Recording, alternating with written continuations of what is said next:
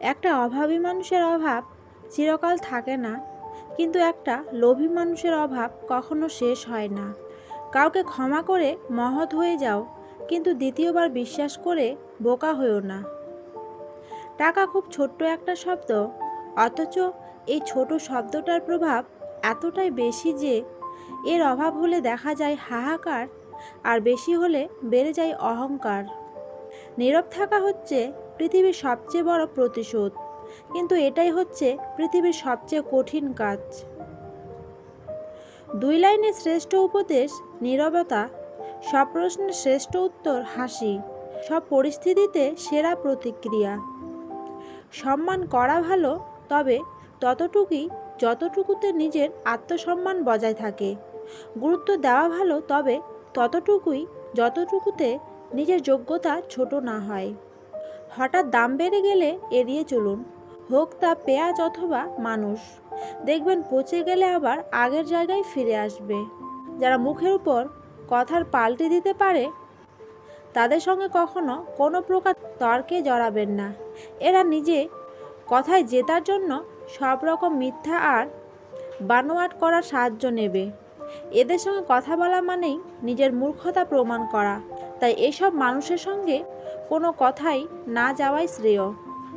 মানুষ মৃত্যুর চেয়ে বদনামকে বেশি ভয় পায়। তুমি যদি সঠিক হও, তাহলে তা প্রমাণ করার চেষ্টা করো না। চুপচাপ অপেক্ষা করো, সময় সব জবাব দিয়ে দেবে। সুন্দর হওয়ার চেয়ে সৎ হওয়া বেশি প্রয়োজন। মানুষ সৌন্দর্যের কদর করে কয়েক বছর, কিন্তু সততার সম্মান মৃত্যুর পরেও। স্বার্থপর মানুষ চিনতে আয়না লাগে না, শুধু সময়ের প্রয়োজন হয়। কারোর সাথে বেশি কথা বলার অভ্যাস করতে নেই। হঠাৎ করে কথা বলা বন্ধ করে দিলে শ্বাস নিতেও কষ্ট হয়। বেঁচে আছি এটাই তো অনেক, ভালো থাকতে হবে এমন তা কোনো কথা নেই। অন্য কাউকে পাই না বলে তোমাকে ভালোবাসি, ব্যাপারটা এমন নয় তোমায় ভালোবাসি বললে অন্য কাউকে পেতে চাই না। ভুল রাস্তায় চলে গেলে গাড়ি নষ্ট হয়, আর ভুল মানুষের মায়ায় পড়ে গেলে জীবন নষ্ট হয়। যে মানুষ বিপদে মাথা ঠান্ডা রাখতে পারে, সে জীবনের সব বাধাকেই জয় করতে পারে। সবাই ভালো ব্যবহারের যোগ্য হয় না, মাঝে মাঝে যে যেমন তার সাথে তেমন ব্যবহার করা উচিত। এটা অসভ্যতা নয়, প্রয়োজনীয়তা। কিছু মানুষ মন থেকে এমনভাবে উঠে যায় যে তাদের ভালোবাসা তো দূরের কথা, ঘৃণা করার ইচ্ছাও জন্মায় না। জীবনের মানে সেদিন বুঝবে, যেদিন সময় আর পরিস্থিতি একসাথে আঘাত করবে। স্কুল ব্যাগটা ভারী ছিল ঠিকই, কিন্তু তখন জীবনটা অনেক হালকা ছিল। খুব জানতে ইচ্ছে করে কি লেখা আছে আমার এই জীবনের শেষ পাতায়। ভালো ব্যবহারের কোনো অর্থনৈতিক মূল্য নাও থাকতে পারে, কিন্তু তাতে কোটি কোটি হৃদয় কেনার ক্ষমতা আছে।